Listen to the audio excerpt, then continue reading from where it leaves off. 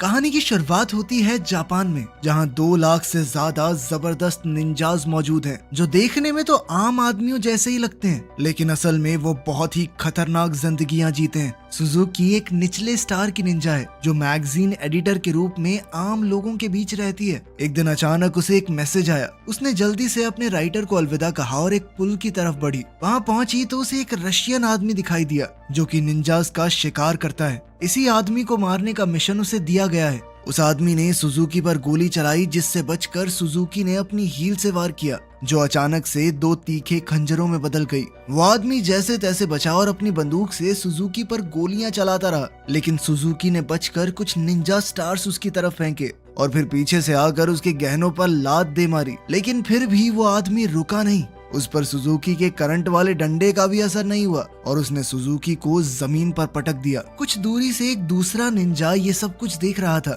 इस निंजा का नाम केटो है, जो कि एक हाई रैंक निंजा है। अब वो उसे गोली मारने ही वाला था कि ऐन वक्त पर उसकी बाजू में एक टूथपिक आकर लगी।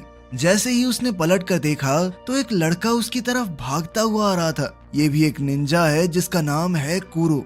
कुरो ने बहुत ही आसानी से उस रशियन आदमी को हरा दिया और आखिर में चोक होल्ड करके खत्म कर दिया। उसने सुजुकी से कहा कि मैं जा रहा हूँ, आप बाकी का काम संभाल लेना। ये सुनकर सुजुकी एकदम शॉक हो गई। उसने सोचा, कैसा आदमी है ये? तुम किसी और को अपना क्रेडिट क्यों लेने दे रहे हो? जिस पर कुरो ने कहा कि इतना काम नहीं करना मुझे, मैं घर जा रहा हूँ सोने। कुरो निंजा तो बढ़िया था, लेकिन साथ ही बहुत आलसी भी, और अब वो चुपचाप वहाँ से चला गया। वो इस वक्त एक पुराने सस्ते घर में रहता है। घर पे अकेले बोर होते हुए वो फूंक मार मार के टूथपिक का तीर बनाने की प्रैक्टिस करता रहता है। तभी अचानक कोई उसके कमरे में बिना आवाज किए घुस गया। ये उसका सीनियर केटो है, जो यहाँ पर उसे एक मिशन देने आया है। वर्ल्ड वॉर 2 के बाद कुछ बुरे निंजाज ने मिलकर एक खतरनाक ग्रुप बनाया था, जिसका नाम है अंडरग्राउंड निंजास। खुफिया जानकारी के हिसाब से उन्होंने जोटेन हाई स्कूल में घुसकर वहाँ पर कब्जा कर लिया है। ये स्कूल बना भी एक खास जगह पर है, जहाँ पहले टूटा फूटा नितानो मिलिट्री स्कूल हुआ करता था, जहाँ अभी भी लड़ाई के वक्त के कुछ राज छुपे हुए हैं। कुरो का मिशन है कि उसे अंडर कवर जाकर उनके प्लान का पता लगाना है। उसके मिशन में मदद करने के लिए केटो ने उसे एक खास सूट दिया। इस सूट की मदद से वो गायब हो सकता था, लेकिन सिर्फ ऊपर ऊपर से। जब कुरो इस सूट के साथ टाइम पास कर रहा था, तभी टॉयलेट से कुरो की एक दोस्त की आवाज आई, जो कि टॉयलेट पेपर मांग रही थी। वो सीट से बहुत दूर रखा हुआ था। उसने कुरो से कहा कि अगर मेरी तरफ देखा ना तो बहुत मारूंगी, समझा? उसकी बात मानते हुए कुरो दीवार पर चढ़कर लड़की के ऊपर से उसे ना देखते हुए टॉयलेट पेपर तक पहुंच गया, लेकिन आखिर में टॉयलेट पेपर पकड़ाने के लिए लड़की की तरफ मुड़ गया, जिसके लिए उसके मुंह पर चप्पल लगी। अगली सुबह कुरो जोटैन हाई स्कूल पहुंचा। जब उसे पता चला कि उसे एंट्रेंस एग्जाम देना पड़ेगा तो वो बहुत ज्यादा परेशान हो गया। उसने एक बार के लिए तो सोचा कि क्या ही करना है, मिशन पूरा करके छोड़ ही देता हूँ, लेकिन फिर उसे केटो का डर सताने लगा। अब वो सोचने लगा कि आखिर एंट्रेंस एग्जाम कैसे पार करूं। अपने थकान भरे लेकिन खूबसूरत चेहरे के साथ कुरो ने जल्द ही नोगुची का ध्यान खींच लिया, जो कि एक स्टूडेंट है और दोबारा से एग्जाम दे रही है। क्लास में घुसने के बाद कुरो ने नीचे देखते हुए क्लास का एक चक्कर लगाया और फिर नोगुची के पास जाकर बैठ गया। उसे यकीन था कि ऑर्गेनाइजेशन के लोगों ने कुरो के पास होने की तैयारी पहले से कर रखी होगी। उन्होंने फर्श पर रंग बिरंगे चावल के दाने से आंसर की बनाई हुई थी। जैसे ही कुरो ने आंसर लिखने शुरू किए, नोगुची जोर से चिल्ला पड़ी। उसे लगा कि फर्श पर पड़े वो चावल के दाने किसी तरह के कीड़े हैं। टीचर ने कहा कि अगर तुम्हें दिक्कत है तो इन्हें साफ कर दो, लेकिन कुरो ने सोचा कि भाई कुछ तो करना पड़ेगा। उसने अपनी इरेजर नीचे फेंकी और उसे उठाते हुए बड़ी सफाई से एक पेपर बॉल स्ट्रॉ में भर के नोगुची को मारी, जिसके बाद वो चिल्लाने लगी कि अभी किसी ने मुझे छुआ। वो तो सर को ही ठरकी बुड्ढा कह के बुलाने लगी, लेकिन मास्टर जी ने कहा, बेटा देख, इतने लंबे हाथ तो नहीं है मेरे। उनकी बहस के बीच कुरो ने जल्दी से एक के बाद एक पेपर भरने शुरू कर दिए, लेकिन इससे पहले वो मैथ्स का पेपर कर पाता, वो टीचर नोगुची को संभालने के लिए उसकी तरफ बढ़ा और साथ ही पैर रख के वो चावल के दाने भी हिला दिए। अब कोई रास्ता था नहीं तो कुरो ने अपनी एक्टिंग की मदद ली और वहीं बैठे बैठे सुसु कर दिया। फिर उसने रोना शुरू कर दिया कि मैं तो एग्जाम के लिए इतना डर गया था कि मैंने गलती से बहुत सारा पानी पी लिया। जिसके बाद टीचर ने उसे चुप करवाया और कहा कि एग्जाम सिर्फ नाम के लिए है, अगर तुम खाली शीट भी छोड़ दोगे तब भी तुम्हें पास कर देंगे, ठीक है? कुरो स्कूल के बारे में जानकारी हासिल करना चाहता था, तो वापस जाते हुए उसने नोगुची का इंतजार किया और दोनों साथ चलकर घर जाने लगे। कुरो का घर पहले आ गया तो उसने नोगुची से कहा कि आओ कभी हमारे गरीब खाने पे। नोगुची थोड़ा हिचकिचाते हुए मान गई और दोनों उसके घर की छत पर पहुंचे। उनकी बातचीत के दौरान नोगुची ने बताया कि क्लास में कुछ शरारती बच्चे हैं, वो हो सकता है तुम्हें परेशान करें। एडा नाम का मेरा एक दोस्त है, उसे उन्होंने इतना परेशान किया कि वो क्लास आना ही छोड़ गया। साथ ही उसने बताया कि हमारे स्कूल के नीचे काफी खुफिया टनल्स हैं जो वर्ल्ड वॉर 2 के समय के एक खास मिलिट्री बेस तक जाती हैं। कुरो समझ गया कि शायद अंडरग्राउंड निंजा ग्रुप इसी मिलिट्री बेस के पीछे है। जब सूरज डूबने लगा तो नागुची ने कहा कि मुझे अब घर जाना चाहिए, लेकिन अचानक ही वो छत से फिसल कर गिर गई। पर उसके नीचे गिरने से पहले ही कुरो ने छलांग लगाकर उसे पकड़ लिया और नीचे गिरकर कुरो के सूट का सेफ्टी फीचर ऑन हो गया, जो कि एक कुशन में बदल गया। नोगुची चिल्लाते हुए खुले मुंह के साथ ही बेहोश हो गई, जिसके बाद कुरो उसे घर छोड़ाया। उसी रात एक लुच्चा लड़का अपने ड्रोन को उसकी पड़ोसन दोस्त कवाडो के बाथरूम के पास उड़ाने की कोशिश कर रहा था, पर वो नहीं जानता था कि कुरो अपना इनविजिबल सूट पहनकर वहीं बैठा है। उसने अपने खास डंडे से लड़के को बिजली का झटका दे दिया। दरअसल ये लड़का नोगुची का दोस्त ईडा ही है। कुरो ने उसे कवाडो से माफी मांगने को कहा और अगले दिन स्कूल ले गया, ये कहकर कि डर मत, मैं तुझे बचाऊंगा, लेकिन 500 की पत्ती लगेगी हर रोज। स्कूल पहुंचते ही वो लड़के फिर से ईडा को परेशान करने लगे, लेकिन इस बार शायद उन्होंने गलत दिन चुना था, क्योंकि आज कुरो भी यहाँ था। कुरो ने अपने पैर से ईडा का पैर पकड़ा और धम से उस दूसरे लड़के पर हमला करवा दिया, जिसके बाद वो लड़का दर्द से कूदने लगा। ईडा को तो समझ ही नहीं आया कि हुआ क्या, और फिर कुरो पीछे की लाइन में जाकर बैठ गया। वो किताब भी नहीं लाया था, जिसके बाद साथ बैठी लड़की साटो ने उसे अपनी किताब दी, जिसके बाद नोगुची उसे जलन भरी आंखों से देखने लगी। तभी उसके चेहरे पर एक लाल रोशनी पड़ी, जो कि एक लेजर लाइट है। ये दरअसल निंजास का सिग्नल है एक दूसरे से बात करने का।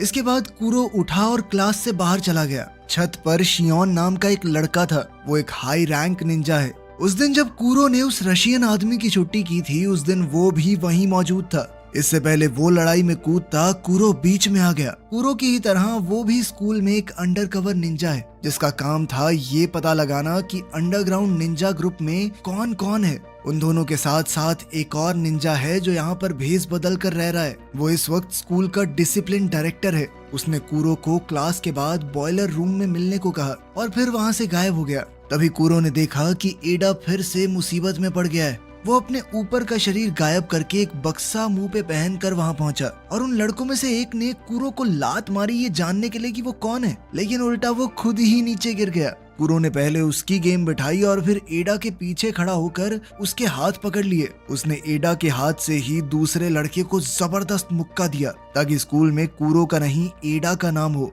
इसके बाद कुरो बॉयलर रूम में डायरेक्टर से मिलने पहुंचा। डायरेक्टर ने अचानक पीछे से एक तलवार निकाली और कुरो पर हमला कर दिया। वो दोनों एक दूसरे को अंडरग्राउंड निंजा ग्रुप का मेंबर समझ रहे थे। कुरो ने डायरेक्टर के हर एक वार का जबरदस्त जवाब दिया। जब उसे पता चला कि डायरेक्टर अंडरग्राउंड निंजा ग्रुप से नहीं जुड़ा हुआ, तो उसने कहा कि पीछे हट जाइए, हमारी सैटेलाइट ने आपके ऊपर निशाना साध रखा है। अगर मैं चाहूँ तो 1 सेकंड में खत्म कर सकता हूँ आपको। लेकिन डायरेक्टर को लगा कि कुरो बकवास कर रहा है, उस जैसे लो क्लास निंजा के पास सैटेलाइट का एक्सेस हो ही नहीं सकता। लेकिन तभी आसमान से सैटेलाइट ने लेजर से हमला किया और डायरेक्टर की तलवार बीच से काट दी। डायरेक्टर समझ गया कि इससे पंगा नहीं लेना, जिसके बाद कुरो वहां से चला गया। बाहर निकलते ही उसने देखा कि उसकी क्लास की सबसे फेमस लड़की मित्सुकी उसका इंतजार कर रही थी। वो कुरो को देखकर कुछ अजीब से तरीके से मुस्कुराई और बिना कुछ कहे वहां से चली गई। पास ही के एक स्टोर में कस्टमर के बाहर निकलने के बाद स्टोर का सेंसर वाला दरवाजा खुद ब खुद खुला और फिर बंद हो गया, जैसे कोई अदृश्य चीज अंदर गई हो। और कुछ ही देर में स्टोर का सामान गिरने लगा। स्टोर में मौजूद उस औरत ने लड़ने की कोशिश की, वो भी एक निंजा थी, लेकिन इस इनविजिबल आदमी ने उसे खत्म कर दिया। सुजुकी को एक मैसेज आया कि किसी ने उसकी मेंटोर जो कि एक निंजा थी उसका खून कर दिया है, और तभी सुजुकी पर भी वार हुआ। सुजुकी समझ गई कि ये जरूर कोई अंडरग्राउंड निंजा ग्रुप का आदमी है, क्योंकि उनके पास ही ऐसा सूट है जो एक इंसान को पूरी तरह गायब कर सकता है, जबकि उनका सूट आदमी को आधा ही गायब करता है। वहीं जब साटो स्कूल से घर जा रही थी तो उस आदमी ने उसे पकड़ लिया। सुजुकी ने चेतावनी दी कि वो किसी आम आदमी को नुकसान न पहुंचाए। इस पर उस आदमी ने सुजुकी से कहा कि तुम्हारी मौत यहाँ नहीं लिखी, कोडान हाई स्कूल में लिखी है। उधर नोगुची अपने कमरे में बैठी कूरो के बारे में सोच रही थी। पिछले कुछ दिनों से वो कूरो के ख्याल को अपने दिमाग से निकाल ही नहीं पा रही। वो उसके साथ एक खुशहाल जिंदगी बिताने के सपने देख रही थी और तभी हमने देखा कि कूरो उसके बिस्तर के पास आधी रात को चुपचाप उसे घूरते हुए बैठा था। कूरो ने उसे बताया कि स्टोर में काम कर रही एक निंजा को मार दिया गया है और उसे डर है कि अंडरग्राउंड निंजा गैंग हमला करने वाली है। उनके स्कूल में बहुत ही जबरदस्त लड़ाई छिड़ने वाली है। उसने नागुची से कहा कि तुम कुछ दिनों के लिए स्कूल मत आना, ठीक है? और फिर बिना कुछ कहे कूरो खिड़की से बाहर कूदकर गायब हो गया। इसके बाद हम एक आदमी को इस तरह भागते हुए देखते हैं मानो कोई उसकी जान के पीछे पड़ा हो। अचानक एक निंजा स्टार उसका पीछा करने लगा और मौका मिलते ही उसकी टांग में जा घुसा, जिसके बाद वो आदमी गिर पड़ा। इस आदमी का नाम सारुटा है, जो पहले कूरो की टीम यानी NIN का ही एक निंजा था, लेकिन अब उसने वो ग्रुप छोड़ दिया था। जिसके बाद उसका पीछा कर रहे उस इनविजिबल आदमी ने कहा कि क्या वो अंडरग्राउंड निंजास के साथ जुड़ना चाहेगा। सारुटा इसके लिए 1 सेकंड में मान गया और कहने लगा कि लोगों को मारने में तो मुझे बहुत मजा आता है, बताओ कौन है टारगेट। पता चलता है कि जो इनविजिबल निंजा सभी निंजास को मार रहा था वो कोई और नहीं बल्कि सारुटा ही है। अगली सुबह जब एक स्टूडेंट स्कूल जा रहा था तो सारुटा ने एक ही झटके में उसकी मुंडी उड़ा दी और बॉडी को अपने साथ ले गया। उधर कूरो के मना करने के बावजूद भी नोगुची उसे ढूंढते हुए स्कूल पहुंची। तभी स्कूल के डायरेक्टर ने उसे देख लिया। नोगुची ने हड़बड़ाकर सब कुछ बता दिया कि कूरो ने उसे बताया था कि स्कूल तबाह होने वाला है। डायरेक्टर समझ गया कि लड़ाई छिड़ने ही वाली है। उसने नोगुची को एक अंगूठी दी और कहा कि ये कूरो को दे देना, उसे ढूंढने की कोशिश करो, ये बहुत जरूरी है। कुछ देर बाद सारुटा उस स्टूडेंट की बॉडी के साथ क्लास में पहुंचा। अभी भी उसे कोई देख नहीं पा रहा था और अचानक से वो बिना सर का शरीर सबके बीच में आकर गिरा। क्लास में हड़कंप मच गया और सारुटा एक के बाद एक स्टूडेंट्स को खत्म करने लगा। कुछ स्टूडेंट्स कमरे से निकलने में कामयाब हो गए, लेकिन सारुटा अब भी उनके पीछे था। जल्द ही सुजुकी और शियोन को खबर मिली कि अंडरग्राउंड निंजास का एक आदमी स्कूल में आतंक मचा रहा है। सुजुकी ने अपनी आंखों के सामने ये खून खराबा देखा। उसने अपनी छड़ी निकाली और हत्यारे ने अपना गायब होने वाला सूट उतारा और तो और मास्क भी हटा दिया। सारुटा ने कहा कि पहचाना मुझे? इस स्कूल में जब हम पढ़ते थे मैं बहुत ज्यादा चाहता था तुम्हें, लेकिन तुमने मेरे प्यार का मजाक बनाया और भाग गई। गुस्से और नफरत से भरे हुए सारुटा ने खुद को बिल्कुल नहीं रोका। वो दोनों खतरनाक तरीके से लड़े, एक से बढ़कर एक। सुजुकी बहुत तेज थी, इसीलिए वो जल्दी ही जीत के करीब आ गई, लेकिन उसने एक चीज पर ध्यान नहीं दिया कि सारुटा का सूट बिजली के वार को सोख सकता था। इसीलिए सुजुकी की उस छड़ी का कोई असर ही नहीं हुआ। और अब जब सुजुकी हारने लगी तभी एक आदमी कांच से कूदकर अंदर आ गया। ये वही हाई रैंक निंजा केटो है। उसके सामने सारुटा का टिक पाना लगभग नामुमकिन था। ये बात वो अच्छे से जानता था, इसीलिए उसने अपना मास्क पहना और चुपचाप गायब हो गया। लेकिन केटो को इस बात से कोई दिक्कत नहीं थी। उसने बिजली की रफ्तार से अपनी बाजू में एक चीरा मारा और सारुटा की तरफ अपना खून फेंक दिया ताकि उसके सूट पर निशान लग जाए और उसका गायब शरीर फिर से दिखने लगे। केटो ने सारुटा पर अपनी तलवार से हमला किया, लेकिन सारुटा के एडवांस सूट ने गुब्बारे की तरह फूल कर उसे बचा लिया और सारुटा मौका देखकर वहां से भाग निकला। वहीं नागोची अभी भी कूरो को ढूंढ रही थी। तभी वो घबराए हुए ईडा से टकरा गई। ईडा ने उसे बताया कि मैं, कूरो और एक तीसरा लड़का उन टनल्स वाले एरिया में गए थे। वहाँ पर अफवाह है कि एक रास्ता अंडरग्राउंड बंकर तक जाता है। मेरी और उस दूसरे लड़के की हिम्मत नहीं हुई अंदर जाने की, लेकिन अब मुझे कूरो के लिए डर लग रहा है। उधर कूरो को अंदर एक लड़की दिखाई दी। ये लड़की मित्सुकी है और वही है जिसने ये पूरा प्लान बनाया था। जितना कूरो ने सोचा था, मित्सुकी उससे बहुत ज्यादा ताकतवर थी। उसने मित्सुकी पर एक बम से हमला किया, लेकिन वो पल भर में उससे दूर एक दीवार पर एक उंगली से लटकी हुई थी। कूरो ने उस पर 2 हाई वोल्टेज केबल फेंकी, लेकिन उसने अपने नंगे हाथों से वो तारें पकड़ ली, मानो बिजली का उसके ऊपर कोई असर ही ना होता हो। वहीं सारुटो स्कूल में घूम रहा था। तभी उसके सामने शियोन आ खड़ा हुआ। उसने अपनी तलवार उठाई और बहुत ही ज्यादा फुर्ती के साथ सारुटा का मुकाबला करने लगा। शियोन ने बड़ी चालाकी से जमीन पर कांच बिखेर दिया, जिसके बाद उसे पता चल जा रहा था कि सारुटा है कहां पर। साथ ही उसका वो टेडी बियर भी सारुटा की लोकेशन को पिन पॉइंट करने में कामयाब हो गया। उसने सारुटा को एक दीवार से लगा दिया। अब कुछ ही पलों में सैटेलाइट के हमले से सारुटा मारा जाता, लेकिन ऐन मौके पर वो वहां से बच निकला। शियोन उसके पीछे भागा और उसने छत पर सारुटा को पकड़ लिया। शियोन ने अपनी तलवार के वार से सारुटा पर जबरदस्त हमला किया, लेकिन वहां सिर्फ सारुटा का वो सूट था और सारुटा ने पीछे से अचानक उस पर हमला बोल दिया। इस अचानक हुए हमले से शियोन ने बचने की कोशिश की, लेकिन उसकी तलवार 2 हिस्सों में टूट गई। शियोन एक बेहतर फाइटर जरूर था, लेकिन अंडरग्राउंड निंजास के हथियार ज्यादा ताकतवर थे और इस लड़ाई में उसके कंधे पर खतरनाक चोट लग गई। अब घायल और घबराए हुए शियोन के पास अपनी आधी तलवार से बचाव करने के अलावा कोई दूसरा चारा नहीं था। वो हारने ही वाला था, लेकिन तभी केटो ने वहां आकर बाजी पलट दी। उसने अपनी तलवार सारुटा के शरीर के पार करके उसका खेल खत्म कर दिया और आखिरकार शियोन की जान बच गई। वहां नीचे सुरंग में कूरो लड़ाई में हार रहा था। वो समझ गया था कि उसके लिए मित्सुकी को हराना लगभग नामुमकिन है, क्योंकि वो बहुत ज्यादा शक्तिशाली है उससे। लेकिन कूरो ये जानना चाहता था कि आखिर मित्सुकी चाहती क्या है, वो ये सब क्यों कर रही है। मित्सुकी ने आखिरकार सच बताया। उसने जानबूझकर झूठ बाहर फैलाया ताकि वो सभी निंजास को स्कूल तक ला सके, ताकि निंजास लेजर सैटेलाइट को एक्टिवेट कर दें और वो सैटेलाइट की लोकेशन का पता लगा सके।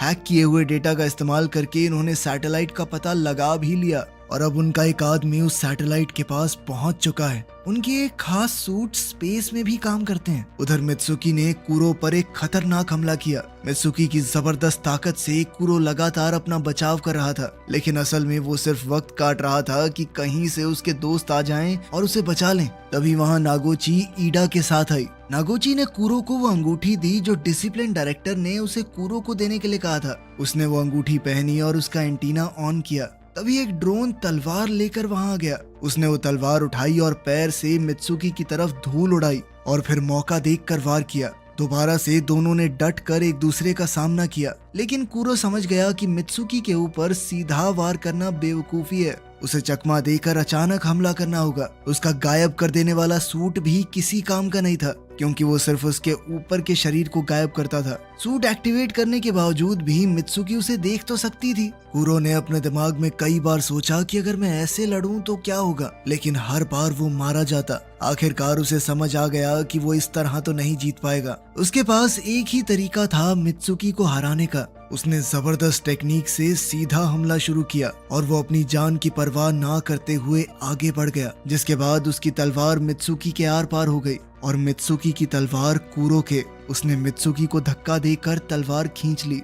मित्सुकी वहीं ढेर हो गई। कूरो पहले ही अपनी पूरी हद तक पहुंच चुका था। वो लड़खड़ाता हुआ घायल होकर नीचे गिर पड़ा। नागोची ने जल्दी ही उसे उठाया और दोनों वहां से निकल गए। अंडरग्राउंड निंजा ग्रुप का एक आदमी सैटेलाइट के अंदर पहुंच गया था और उसने सिस्टम में वायरस अपलोड कर दिया, जिसके बाद पूरा लेजर सिस्टम उनके कंट्रोल में आ गया और जैसे ही उसने डायल घुमाया पावर लेवल मैक्सिमम हो गया। उस लेजर का टारगेट स्कूल में था, इसीलिए अब तो साइज बड़ा करने के बाद पूरा स्कूल लेजर से उड़ गया। धमाके के इस झटके से अंडरग्राउंड बंकर में कंपन हुई। बंकर टूटने लग गया और एग्जिट भी बहुत दूर है। नागोची और कूरो बाहर निकलने की कोशिश कर रहे थे, लेकिन कूरो बुरी तरह से घायल था। कूरो को लगा कि वो जिंदा तो नहीं बच पाएंगे, इसीलिए उसने अपना गायब होने वाला सूट उतारा और नागोची पर ढक दिया। अब सारा मलबा टूटकर इन दोनों के ऊपर ही गिर रहा था। कुछ देर बाद नागोची वहां से बाहर निकली, क्योंकि उस खास सूट ने उसकी जान बचा ली थी और कूरो ने दुनिया को बचाने के लिए अपनी जान का बलिदान दे दिया।